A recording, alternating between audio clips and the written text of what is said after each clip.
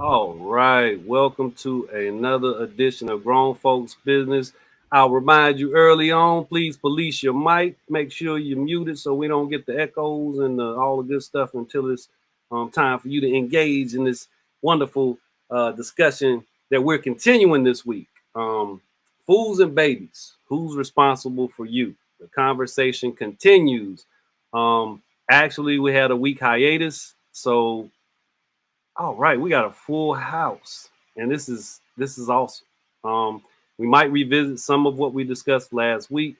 I mean, the week before last, but other than that, I just want to say thank you guys for spending some of your Thursday with me. I'm getting a hard time off camera, away from the public. I'm gonna hope they treat me better when I'm, we got views and eyes on us. But thanks as always for joining Bob, Jay, Dwayne, Lisa, Greg, and Julia, Vanessa, Celeste. It's good to see you as we travel in these academic streets together, but separate. I appreciate you, Celeste. We got some catching up to do. So let's get back to it. For those of you who were not with us 2 weeks ago when we broached the topic of fools and babies, who is responsible for you? Uh, Brief recap. We just made sure we were staying in the realm of understanding what our responsibility is to ourselves to a degree, but also bringing into, and I think Vanessa did very well, what society's responsibility can also be to us. In a nutshell, that's the description. There was a lot more unpacked. My brain is a little fried, but I'm here and I want to jump back into it because so much was said and so much more wanted to be said. And I do remember that we kind of left off on some of what the ideas and energies are around what economics can do for you. I think, Bob, that's where you kind of wanted to get more into the weeds, and we just didn't have enough time. But engaging in the conversation with the understanding of how economics can change your responsibility for oneself and what you may have access to in terms of what society truly has to offer. I think that is in a nutshell where we left off. I was bringing into the equation a question centering around some recent incidents that had occurred in the life of a basketball player, professional athlete named Jay Morant, who had gotten videotaped at a strip club with a gun and all this other jazz, and he was suspended from the NBA briefly.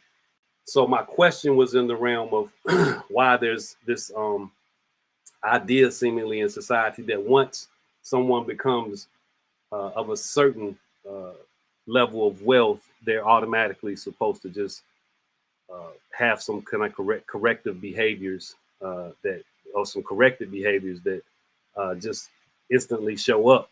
Nothing about where they come from or what they've experienced as individuals matters because they got money now. They should know how to act. So all of that in a nutshell, and then some.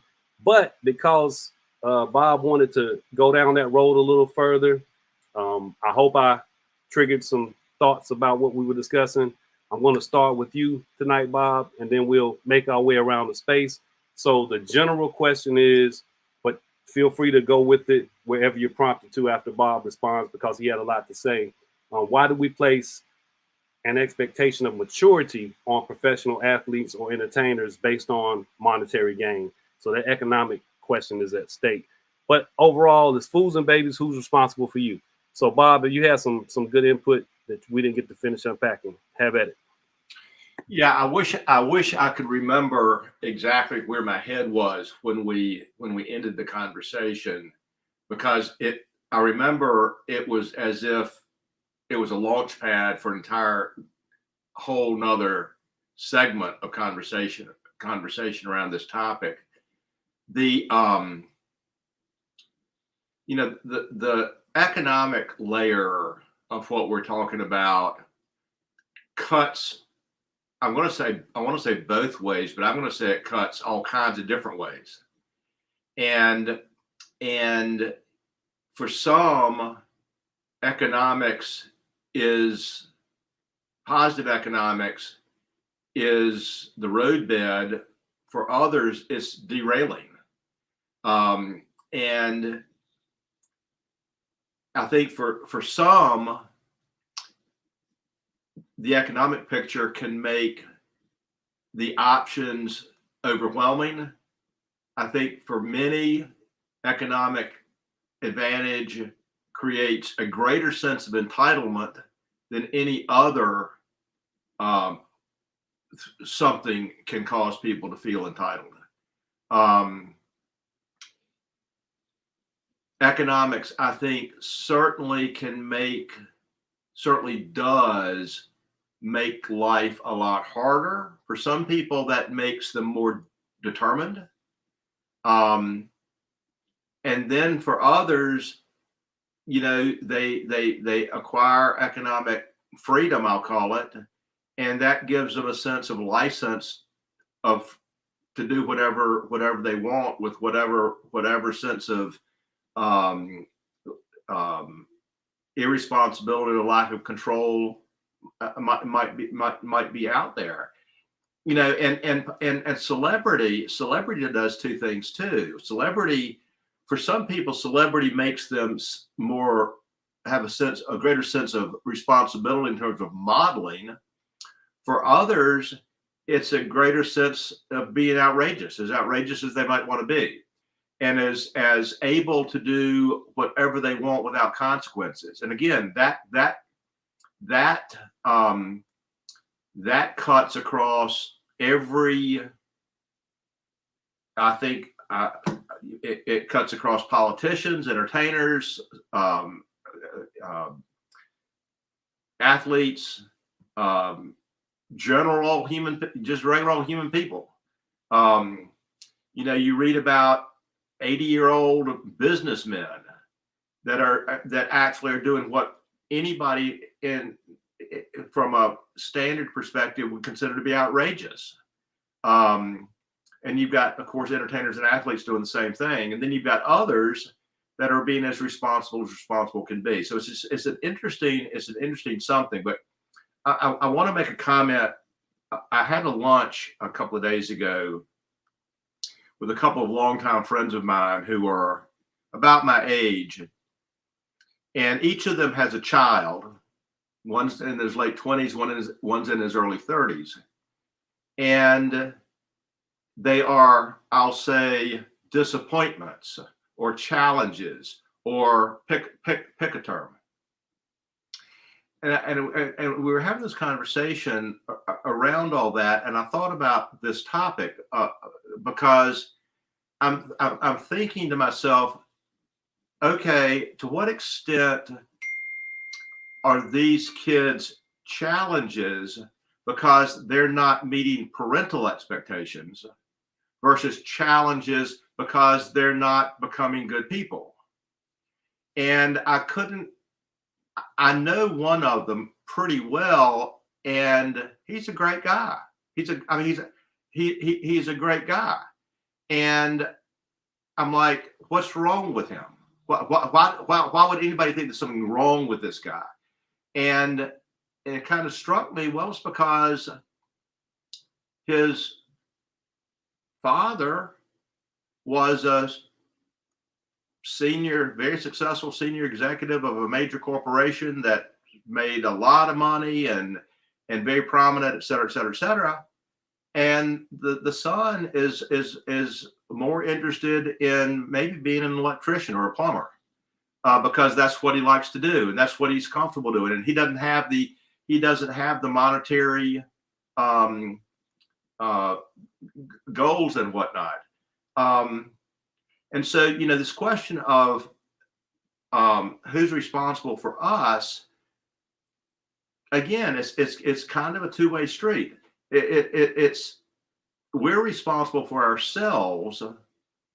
We need society support, as Vanessa was talking about, and society has an obligation to us in terms of an environment that gives us a sense of capacity and gives us a sense of encouragement. And yet you can look at some of the most encouraging, capable, able in every other way situations, and Is it because they're not becoming what the parents want them to be, or is it because they're not becoming good people? And I think that the answer to all of this is, I think we are responsible for ourselves. At some point, if we don't take responsibility for ourselves and break away from everything that either is trying to force us one way or another, or keep us from one thing or another, then we're being irresponsible to ourselves and to society. But then also, I think we have a reasonable expectation to build a society and culture that supports that too, Yeah, and that I provides the think structure and encouragement. I think that's the final piece in terms of when you think about the whole versus the individual. And the whole time you were speaking about sometimes how economic empowerment can influence. Uh, it seems to influence how responsible people are for themselves as well as others. Ex-president Donald Trump was just indicted uh, in New York for trying to pay the hush money to the porn star he had relationship with.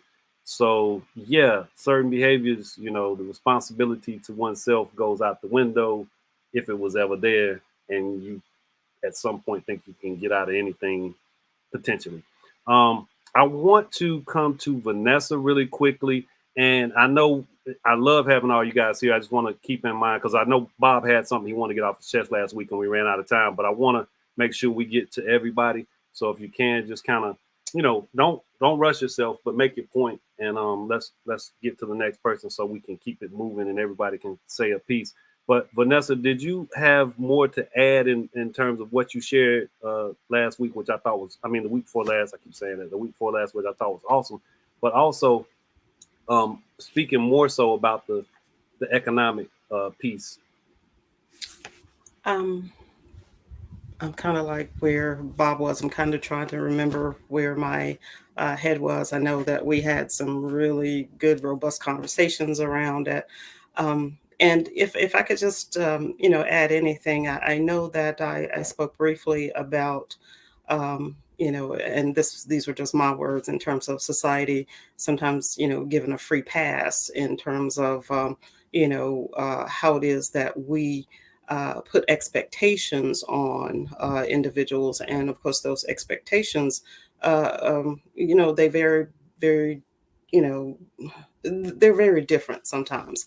And yes, I remember going through grad school and doing papers and whatnot. And it seemed like, for every scientific study that I read or reviewed or whatever, there was always the issue of, SCS or social economic class being that modifier. In other words, all things remaining equal, even if you're talking about something like education, the higher the person's level of education, the less prone they are perhaps to some of the things that, are negatives in.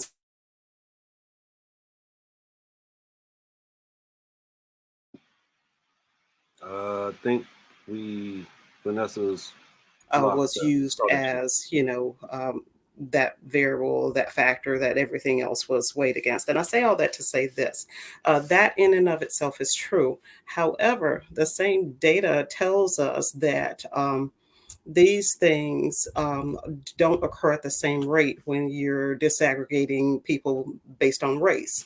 And we spoke about it a little bit on last week because we were, talking about the data backs it up that if I am a Black female, even with a college education, someone who is a white female, potentially a high school dropout, has the ability to basically match my salary over the lifetime, based on, uh, what the data says. And again, this is not my opinion.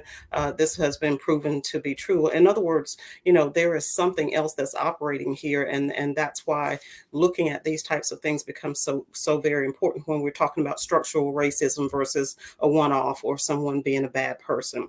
And to go back to, I guess your greater point, Felton, when you were, talked about the young man, and I think the issue was that he was brandishing a gun within a club setting or whatnot.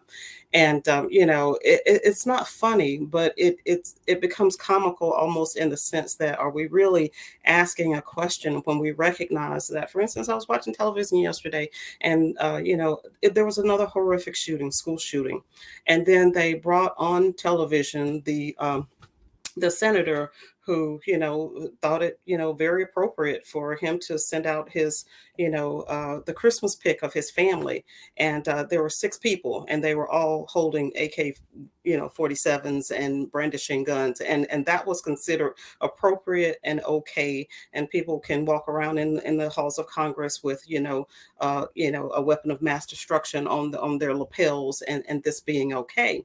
And yet when this happens, unfortunately, yes, I agree that was a bad choice. I wouldn't encourage anyone to show themselves in that way and do what this young man did. But when you look at it, is what he was doing any less offensive or horrific or damaging to the diaspora of Black people and our collective goals than perhaps some of these other things? But again, the difference here is race. It has, because that becomes the primary issue, as opposed to bad choices and socioeconomics and all of those other things that potentially we look at.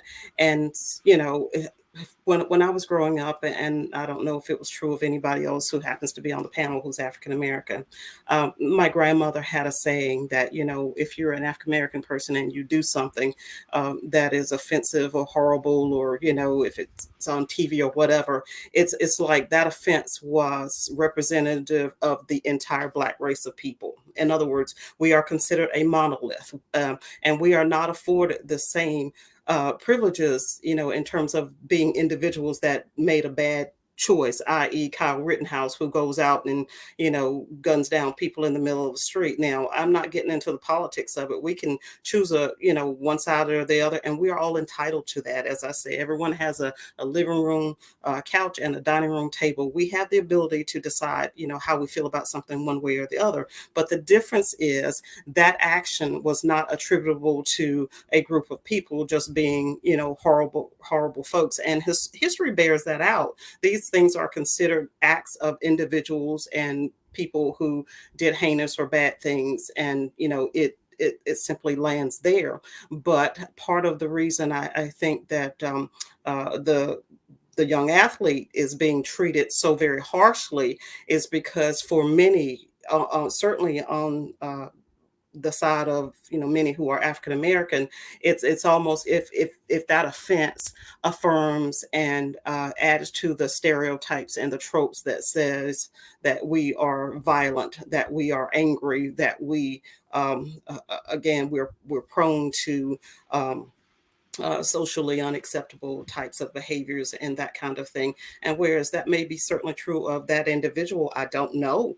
But that's not to say that just because he happened to be African American that those things are true. However, as we discussed last week, there are a lot of individuals that equate those types of behaviors not to individuals but to us as a race of people. And so the society that we live in has the ability to affirm those negatives and to continue to nurture them in the ethos so that they become the accepted norms for how people view certain groups of folks and how certain groups of folks are treated. Yeah, you kind of, you definitely take me to my RELC space, the racial equity learning community, with a lot of the way you interpreted the topic this week or this weekend, 2 weeks ago, because it only makes sense for how we have to view how society reacts to one person's actions and attaching them to representing the whole, as you stated, a monolithic mindset about Black Americans.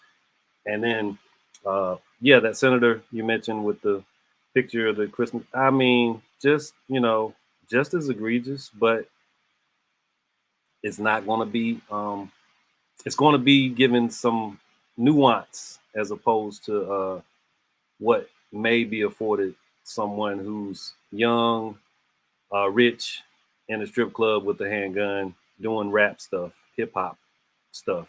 That doesn't make sense societally, but Christmas picture with everybody in the family holding a gun. Somehow does.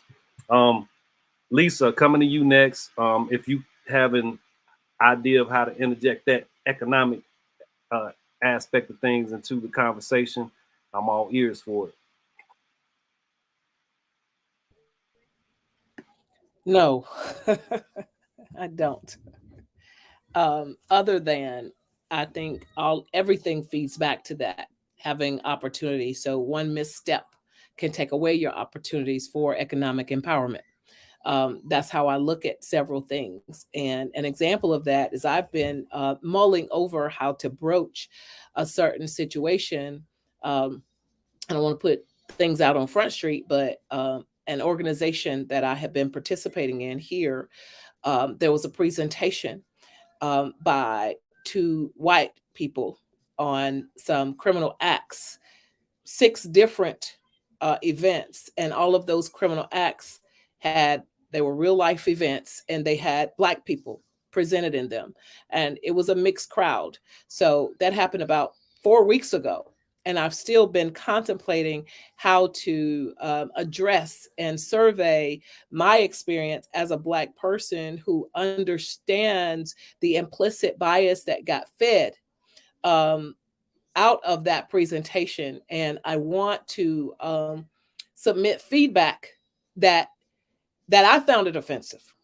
I found it offensive for white people to present all Black people in criminal acts to this particular to any audience, but this particular audience, because it perpetuates the continued stereotype.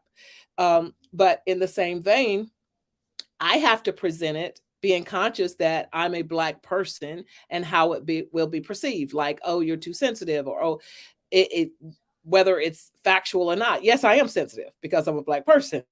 But I'm also sensitive because I have to deal with the manifestation of everybody else's attitudes towards crime. And so when I address my experience in that room, I have to think about what opportunities would my expression of my experience afford me, right? Is there going to be a blowback from a lack of opportunities, which could have an economic impact based on me as a Black person having a perspective? Now, most of you who know me in here know that's not going to stop me, but I'm just being conscious of how I present it, because it's not to just bash anything. It is for to have a real perspective for someone to ponder and be considerate of. And obviously, the organizers were not considerate. So I just want to have an objective way of, or try to present it as objectively as I can with my subjective view. So being conscious that people don't think like I'm thinking, because I'm the person in this skin and receiving that and feeling a level of uncomfortability, because this is my people. These are my people, right? This is a manifestation of perpetuating the same thing. So I say all that to say that I feed all of the exposures as potentially blocking all types of economic opportunities. Whether you say something, don't say something, do something, don't do something. And I think that that's how, as a culture, we have been conditioned to exist in America. Yeah, I would think that society has created an image and a picture that, or the dominant society has created an image and a picture that instantly associates certain groups with malbehaviors, and it becomes reinforced. In some points in time recently, I've noticed these type of practices, and it's almost laughable. It's like they got to know that we know and easily observe that we're in on the joke, so to speak, and it's disappointing that the joke continues. It is it's kind of discouraging sometimes, as someone who wants to see better. Jay, I'm coming to you next. Then I'm going to hit Celeste, and then I'm coming to Greg and Julia. Just keep in mind the topic as best you can in terms of who's responsible for you, but incorporating ideas around what economics can do for that narrative. Jay, go ahead, bro. I appreciate you making it too, man. I really do. I had no choice. So one of the things that I think that I want to be clear about, that I think that we've established that there is a difference in how a person is treated based on their race alone. Then we throw intersectionality in there. It takes a whole different spin. But one of the things that is a common thread is when you're making money, society as a whole doesn't want you to be an individual. They want you to be compliant. What is interesting is when a non-white person does something that is non-compliant, the book is thrown at them. When a white person does something that makes money that's non-compliant, we begin to look at the human side of them. And that whole thing, like, oh, what about their childhood? Oh, what about this? They had a rough childhood and they overcame this. And so we began to humanize their journey to have a level of empathy, which is not extended to the non-white community. So what they want for the most part is, if you're making money, do as you're told and continue to make the money. How dare you be an individual? How dare you think outside of the box? It's not about waving the gun. It's about you doing something off script. If they wanted you to wave the gun, like at the Capitol, when that happened, it'd be okay then. But if you're doing things off of script and nobody has a contingency plan for you, then they're upset. So I think the bigger problem is not about maturity. It's just about your ability to stay compliant or not. That's an interesting take on that. I find myself bringing the maturity element into it, I guess, because I'm looking at him as a human being, Jay. Totally. You know, a young man who is going to be prone to do young man stuff. But it's unfortunate that we can't see the nuance as a whole, and that it becomes a point of topic as to get rid of them, or, you know, the other side of the fence is, you know, making excuses for behaviors that were questionable. So we miss an opportunity to kind of unpack it and find some nuance and get to the point of who's responsible, you know, as opposed It goes back. Oh, go ahead. Go It goes back to what Vanessa said. We don't have those luxuries.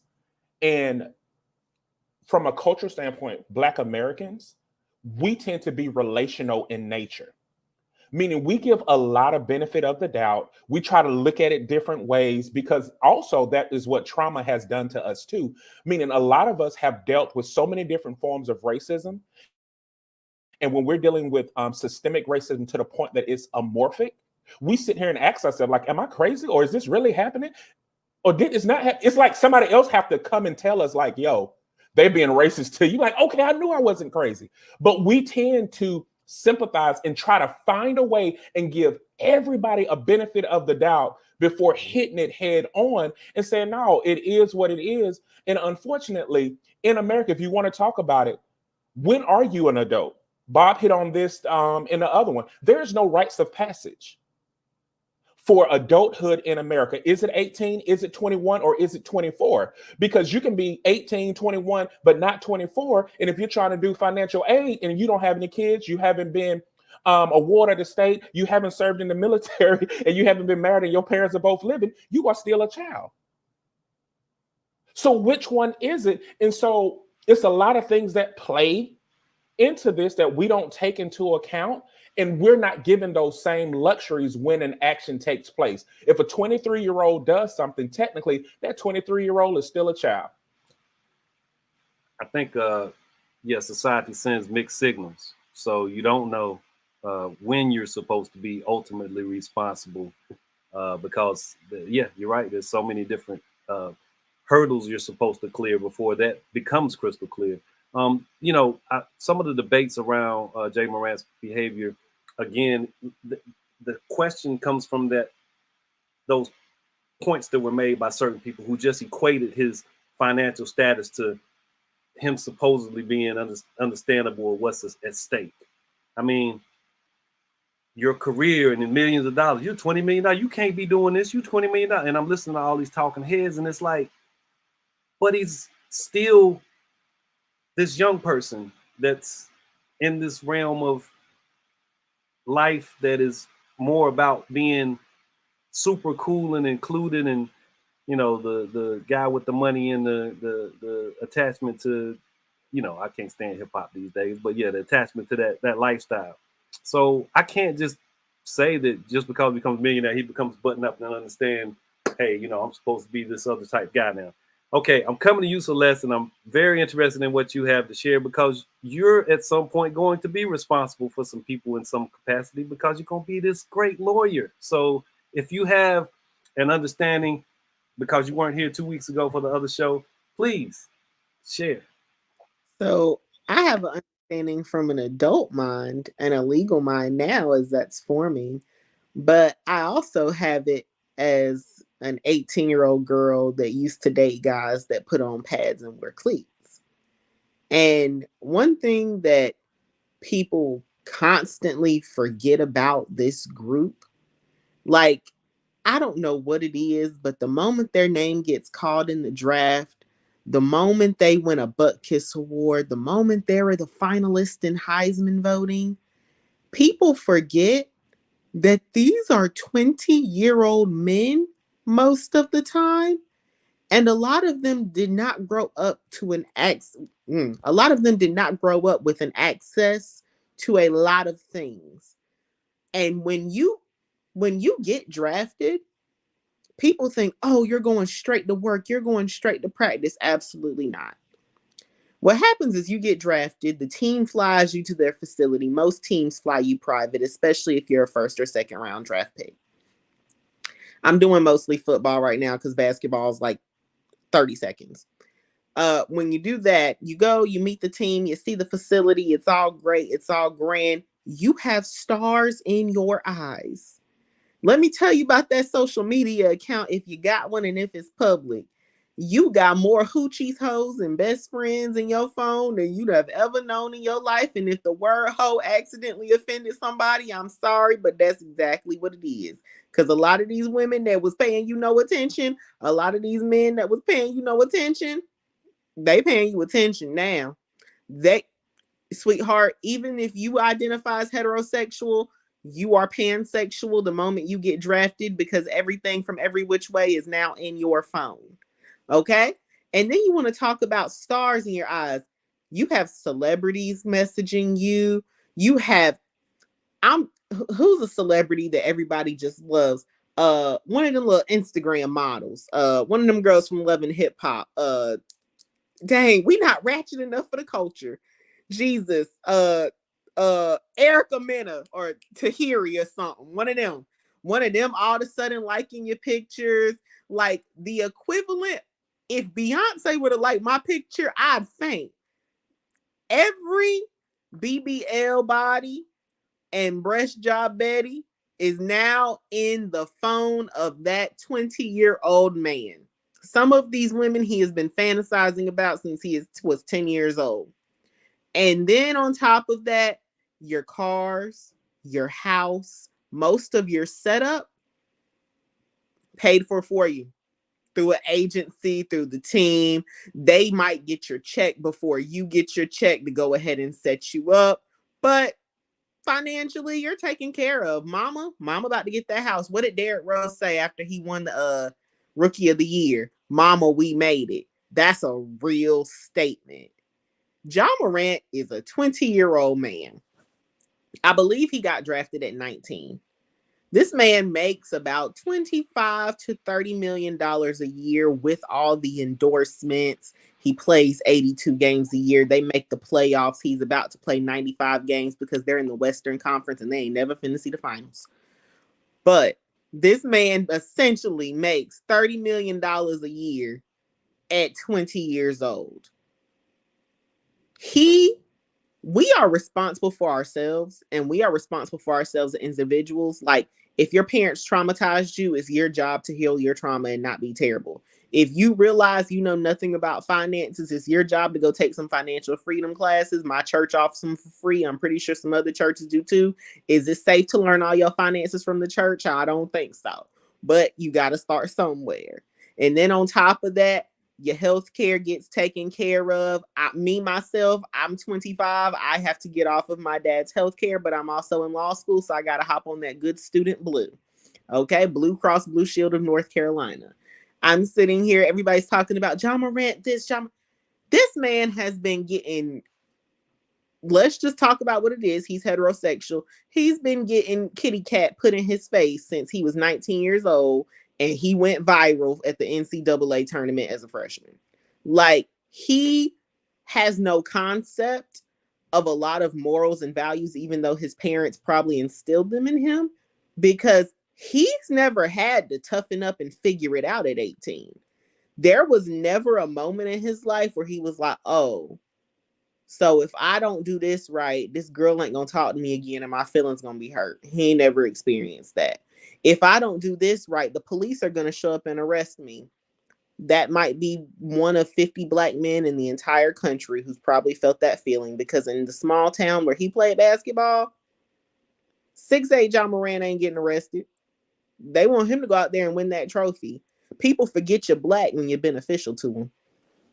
And then when we're going through all this, he goes to a strip club. Again, as a girl who used to have a serious attraction to the guys and the pads and the cleats that we see on Sunday, what he did in that strip club was mild, mediocre.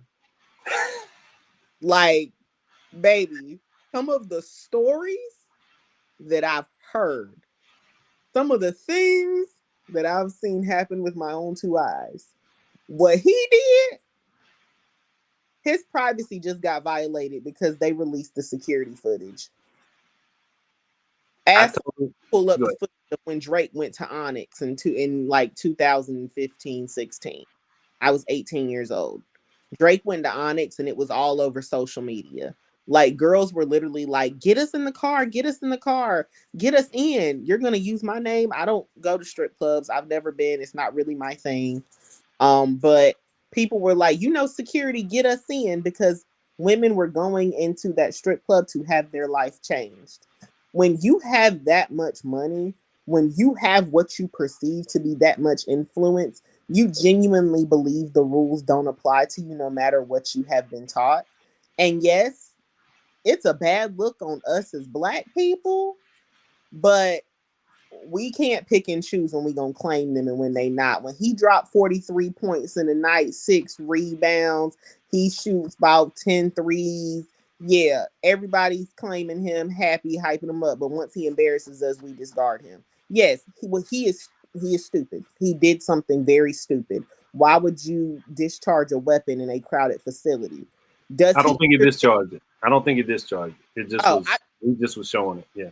Okay, he was just showing it off. He didn't discharge. Yeah. Okay. But my thing is, when he knows he's not going to get in trouble. It's too late. Like, he knows he's not going to get in trouble. He's probably done thousands of far worse things that got pushed under the rug because he is John Morant, and he's been John Morant since he was 15 years old, dunking on people in AAU. Like, it's one of those things where he's responsible for him, but until they make him grow up and be a man and be responsible and stop covering up all his messes, stuff like this is going to keep happening. Like, a similar situation to this happened with him last NBA season. Yeah. It got swept under the rug before it made mainstream news. Like, this is why LeBron is such a big deal, because LeBron did it in the age of social media. LeBron did it as camera phones are becoming popular. And if he did do it, he ain't get caught. Like, this is one of those things where you're responsible for yourself, but we just need to accept, because nobody's actually going to try to change it, that there is a step above black man that gets to live in a little bit of white privilege. And that's those super famous, super rich celebrities who benefit white people's pockets at the very, very top.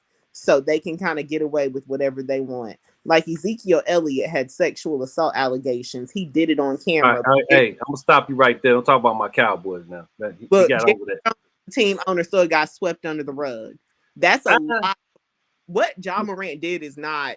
Well, he got suspended. Elliott got suspended, and then there's this phase that they encourage in terms of going to get some type of behavioral. Are they treatment suspended with pay? No. I'm not sure. I'm not sure. No, I don't think suspended with pay. I don't think he was. They're all guaranteed. I'm not. Well, NBA is different than NFL, but I don't think he was. But before we get down that rabbit hole and run out of time, I'm going to get to the great Gregory and Julia real quick, and then I'm going to run around the space and hopefully get one little caveat of a question in, because, man, we got a full house. Gregory, Julia, if you guys have anything you would like to put in the air in terms of who's responsible for you, and then incorporating some ideas and energies around the economic factor, please do, or just say what's on your heart and mind to say at this moment. Boy, I like that second part. Whatever is on our heart or mind. There's something that Dwayne said about want you to be compliant. Boy, that's a big thought, isn't it? It reminds me of the movie Matrix, where they have two pills to take, a red and a blue, and one of them will help you to be compliant and fall asleep. But isn't that the dilemma for all of humanity? To be willing to look for what's real and not real in any situation. And that's our responsibility. We are under the influence of a lot of different things. But gosh, who's responsible ultimately? This idea of celebrity, man, why do we think because people have money or some kind of talent of some kind that they should be followed, that they should be given more attention away from ourselves? Why are we giving attention from our own soul to someone else to guide us? Why are we doing that? And then this young man who ends up in a strip club, and I'm going back to the idea of why are we looking to others to guide us for what is real? When you're a celebrity, you can break boundaries, apparently. And going to a strip club is like that boundary. We leave our family that has raised us to a certain belief system, to be dignified, to behave dignified, and to enter a strip club. That's crossing a line in the sand and looking back at our family, mothers, daughters, sisters. We would not cross that line if we were thinking about them. We just wouldn't do it. So just to circle back around to what Dwayne said, I think it's about protecting the light in us, in our society, in our neighborhoods. So surround ourselves, close friends, with those that identify with life as we do. Do not expand beyond what we can look at in the eye day to day. Don't get too far out there, because we can get pulled into stuff. But if we can protect our circle, keep those we love close to us, protect them, protect ourselves, I think we stand a better chance. I'll say really quickly, Julia, if you have something to add, please just let me interject this, because you answered the question that I wanted to run around the space, and your answer was protect yourself, by being in a circle of people that value you to a high degree and you value them. So protection of that sort. So my question is, how can we become more responsible for one another? I'm taking that as your answer, Greg. I appreciate that answer as well. Julia, you had anything you want to add? This ties in with that. What I was thinking about, what Lisa went through with that workshop or whatever presentation it was. If it would have so much more impact if a white person went up to the white presenters and said, you know, have you ever thought that what you presented, you know, was not fair, it was not equitable, you showed all Black people, it's a mixed group. But so as a white person, I think we have that responsibility to recognize that and stand up. Now, I know Lisa, with all her diplomacy and she's so well spoken, she'll be able to find a way. And if they don't get it, that's on them. But it still doesn't help the situation. It doesn't move things forward. And the other thing I was struck by was Jay Dwayne's comment about, okay, a Black person and a white person do the same thing, and the Black person is convicted because of his color, and for the white person we make excuses or we look for the humanity about their childhood and their past. That's impactful. And having family that loves the Clemson Tigers and loved Deshaun Watson and what he went through, and I think people are recognizing that 20-year-olds that are thrown into that situation, they just need some coaching and some preparation on how to deal with money and women and fame, and to help them be responsible and to know what a man is. And it's not about the money. So that's my. I appreciate it, Julia. Now, how can we become more responsible for one another? Just off the top of your head. To see the best, to see the light, to see the good in one another, and to have courage to speak up. Like that. That protection thing comes back to mind. Jay Dwayne, if you can, quickly, how can we become more responsible for one another? Ooh, that's a tough and loaded question, because the question of equity comes into play, and we're not just talking about one part of equity. And we have to be real at where we are. I am still thinking about what Celeste said, and it just reminds me, like, this is why she's my cyber best friend, because she dropped so many gems in that moment. But one of the biggest things is, it's like we have taken out life skills in school. They used to call them success achievement courses, or whatever it was for your state. Those things are gone.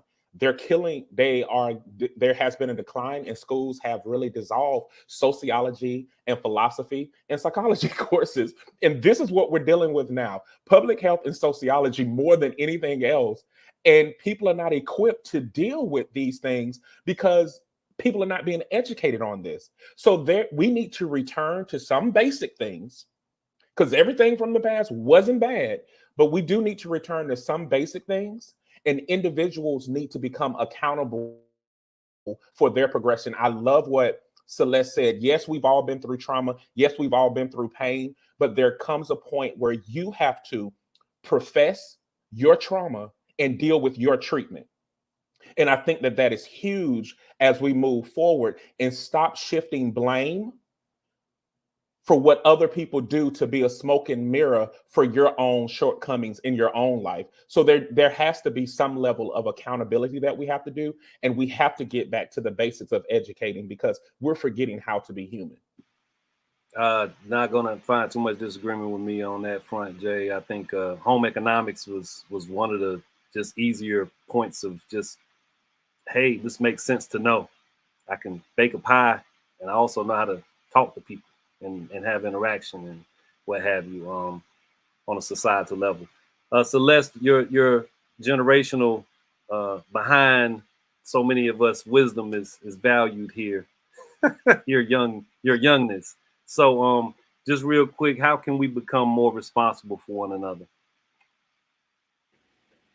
At this point in our world, I know this is going to sound so Care Bear, but we actually need to be a community for the first time. I hate when people say back in the day we were a community. Back in the day, if I walked into the same restaurant as a room full of white people, they would have been ready to beat me in the street. America has never genuinely been a community. And I know people are going to say forgiveness and all that and da da da da da. Yep. Okay. But we need to become a community with those that are okay participating in the real world, who are okay with different complexions, different people, different beliefs, different ideals, because a lot of people, a parent can only do but so much. It's going to take the auntie in the streets to help raise you. It's going to take the uncle to tell you, hey, maybe that's not the best idea. Like, it takes a community to raise children. And using John Moran as an example, if he had one older person on that team road trip to be like, bro, that's not smart. Like, cut that out. That's not smart. That could have prevented everything that he's going through right now. Like, having a true community based in love, based in acceptance, based in people are people, humans are humans, and I'm going to love you regardless and tell you and want what's best for you. I feel like that's how we fix ourselves, because it's really simple. You can't, no parent is around their child 24/7. And even me, I'm quote unquote considered smart.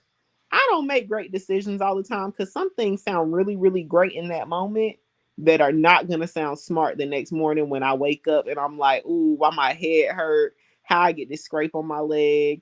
Yeah, no, like, you need people around you to like love you enough to tell you that you need to sit down somewhere, because you're not 18 no more. That, ooh, I just told on myself. I'm with you, and I'm glad I'm one of those people that's around you to remind you of that, Celeste, to hold you to some type of account and save you from yourself. I'm helping you be responsible for you. Okay. Please get him. Get him. So, yeah, great points made once again, and yeah, I think communities greatly important. I think how we treat each other is critical to better outcomes for us as a whole. And I think that is a good way and a good indicator of how responsible we can be for one another when we care. Lisa, how can we become more responsible for one another? Oh, my favorite word is bravery, because to Celeste's point, um, the issue I see, and thank you, Jay Dwayne, for shouting out a sociologist, because for people with the other science degrees that try to clown the social science degrees, hats off to us. But to Celeste's point about community, I find, you guys know I do work in some communities that are, the new term is low wealth or opportunity communities or whatever. People are scared of even children. And I know people do bad things, but I really believe no matter the age or stage, people can feel your genuineness. So when I'm speaking, I'm trying to encourage people to be brave. Like, if you believe it, I don't mind saying I got a big mama style. I mean, my granddaddy gave me that name when I was a baby, and whether I morphed into it because of that or not, but I embrace it. And everybody be like, "Ooh, I wouldn't do that. Ooh, I wouldn't." In a meeting earlier this week, I did our community meeting on Monday. And usually after our meetings and during our meetings, I invite some of the young people who hanging around, um, for whatever reason, in to get food and so on and so forth. The next day, I was back at that location for someone else's meeting. And one of the younger people, he was about 12, and he said, "Oh, you got donuts?" And I was like, "No, man, I got no donuts today, but come back for my meeting next month at the fourth Monday." So I went right back in that meeting. I told, it was a group of older people who otherwise would not engage that young person. I said, "Look, we got to be brave." I said, "That young dude out there that asked me for donuts, he ain't gonna hit me over the head for my pocketbook, right? Because he know I gave him donuts." And I also told him, "Come on, get off the computer. Come on in here and get a sandwich and some donuts." Like, I invited him in. And we are not as brave to just be genuine and trust that someone is going to accept that genuineness. Because if you do it and you're inauthentic, and I think that's Felton's word, I'm going to be authentically me. Now, if I get shot down in the street, then hey, to die is game. But I have to be authentic. Don't scrunch up, Celeste. um, she's like, what? We'll talk about the word later. Um, but I just believe if we are authentically us and go and create these communities and look out for each other, especially when it's something good that we can offer each other, whether it's a smile or a hug or a freaking donut, just look out for each other and offer some positivity. I totally feel that also. Being in the community is required to be, without fear, to be brave. And we shouldn't have that notion as much as we do anyway. The mean world theory, I think we still can disprove it if we just try hard enough. Okay, let's get the last two in. Vanessa, I'm coming to you. How can we become more responsible for one another? And then I'm going to catch Bob on the way out. I think how we become more responsible for one another. Well, just something that Julia said really struck me when she said, imagine if perhaps it was a white person that, came up and said something about the training. I think Celeste was, talking about, what happened in that training venue and, how, the vibe wasn't right and that, she recognized that it was lacking something. And that was Lisa. Yeah. Lisa, excuse me. And Julia, said, imagine what the difference would have been had someone, outside of it. And I want to say two things about that. Julia is absolutely right about that. And I want to, say again, goes back to community. We're all in this together. And until such time comes that, um, that we understand not only do we need one another, but our individual survival, is dependent upon one another. And so, as much as I can appreciate and understand and know that what Julia is saying is absolutely right, there's a part of me that, based on my own similar experiences, that feels. Somewhat saddened by that, because it's almost like we have to get the permission of the oppressor to feel oppressed. And I don't mean individual people, I mean about life circumstances, the fact that there are different rules, and that's what I mean by that. And it's, because I've been in a similar situation where something was just, totally inappropriate, and I thought was, just riddled with racial tropes and stereotypes and these kinds of things. And yet, I was faced with that same dilemma. Do I, voice my opinion and then know that oftentimes people are poised to take the counter, side and to be offended. And, as you're always saying, Felton, if a person is looking to be offended, chances are, they're going to find that opportunity. But, so I can appreciate, and I know what Julia is saying is absolutely right. And it takes that. But yeah, there's a counter side of me that still gets saddened by that, because it's almost like, what I was saying before is that I don't have the privilege of being an individual, and I have to then get permission from, in this case, the dominant class of folks to be okay with the way that I'm feeling. And, I won't go into detail, but I think Felton and I kind of shared an experience, this past week where we were kind of feeling a little bit of that, and yet, we talked about it amongst ourselves, and just kind of tried to weigh, how it is that, we deal with, this thing that obviously it just wasn't me. Once I began to talk to people, I recognized that other people felt that way as well. And so with that being said, how do you become more responsible or for one another? And that is that, you recognize, like I said, that you need one another, but also understanding that it costs you something to be brave. Uh, in order to be brave, you have to recognize your own insecurities, your own feelings, your own mixed emotions, your own failures.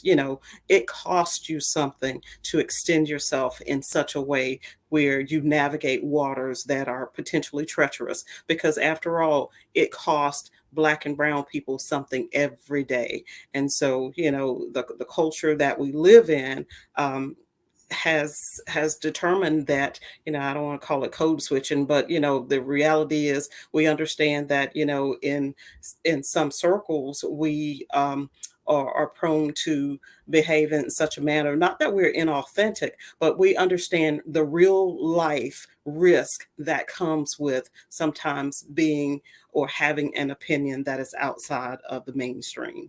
And so, those are the realities of the world that we live in. As the training, groundwater has taught us, we're all swimming, in that water of whiteness, in the sense that everything else is born out of that, and that's the culture that we live in. And so, in order to be more responsible, not just for people who look like me, but for others who are ascribing to do better and to be better, is that we've got to be brave, and it takes all of us, not just one.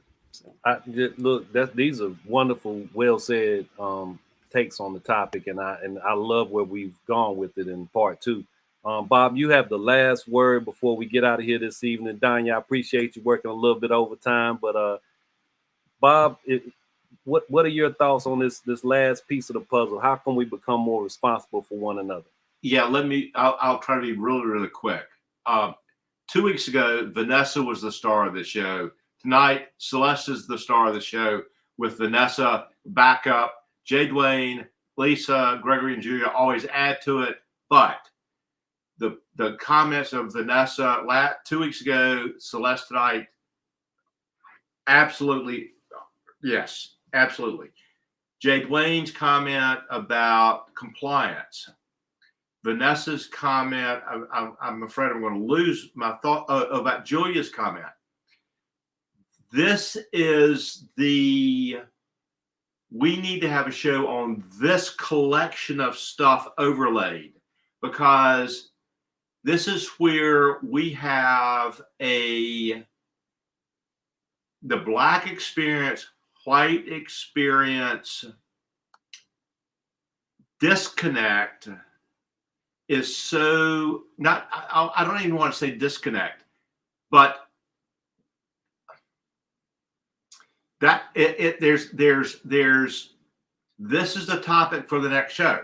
We have to talk about this, because all of the stuff we've talked about tonight, Jay Dwayne, the compliance thing, compliance for Black people, compliance for white people play completely differently in terms of where that goes and where that takes us.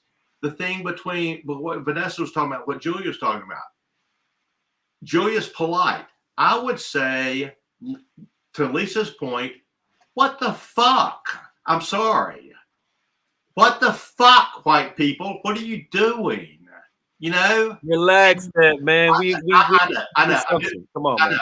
I apologize. I apologize. Yeah. But my point is, we need to show outrage, not polite frustration with the presentation being what it is. Because until we do that, Vanessa's going to sit over there like, reasonably so. I shouldn't need this. I shouldn't need this. The only way she can feel that she is not being usurped is if somebody says, this is so ridiculously outrageous. Listen to her. Listen to her.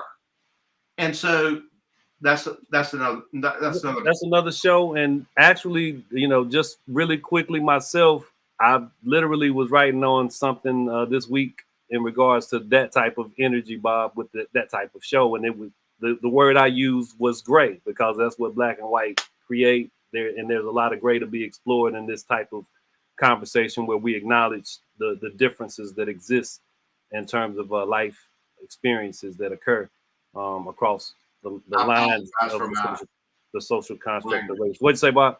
I apologize for my language. Yeah, man. And we can't beep it. So lastly, this week I wrote something for a friend who desired a submission to something, a letter, Dear Greensboro. Bob know what I'm talking about, because a friend of ours asked us to write something. And in that letter, something I said that I think bridges everything that we discussed this evening on this show is an acknowledgement of a shared humanity. I've said that a couple of times recently, but it resonates tonight in this space because I think that's what all of us are observant of, that makes us, that gives us the highest potential to be better, to be more responsible for one another, is to acknowledge our shared humanity. I'll leave it there, man. I'm so appreciative of you guys hanging around, sticking and staying. Jay, thanks for being able to make it, making it a point to make it. Lisa, take care of that grandbaby. Celeste, always a pleasure. Thanks for bridging the generational gap that exists between you and so many people in this space. Bob, always. Vanessa, thank you. Greg and Julia, thank y'all so much. And Danya, I appreciate all you do every week, man. Thanks so much. Y'all have a wonderful night. Thank you all. Whatever, Danya, dude. thank you Me for and sending Celeste the link. me and Celeste